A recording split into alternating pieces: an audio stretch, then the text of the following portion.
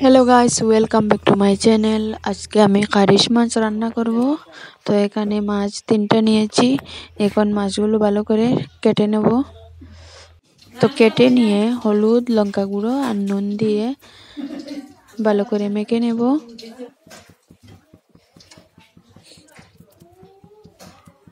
কড়াই বসিয়ে দিয়েছি, এর মধ্যে দিয়ে দিলাম তেল,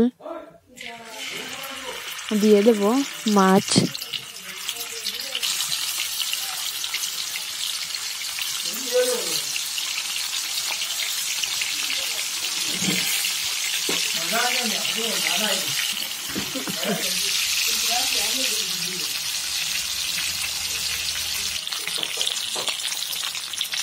মাছের এক পাশ হয়ে গেছে, অন্য পাশ উল্টে দিচ্ছি।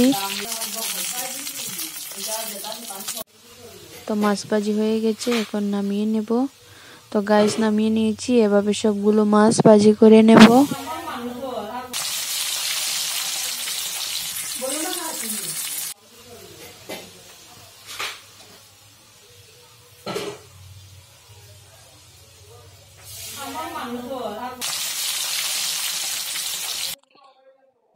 গাইস সবগুলো মাছ ভাজি করা হয়ে গেছে, এখন নামিয়ে নিচ্ছি।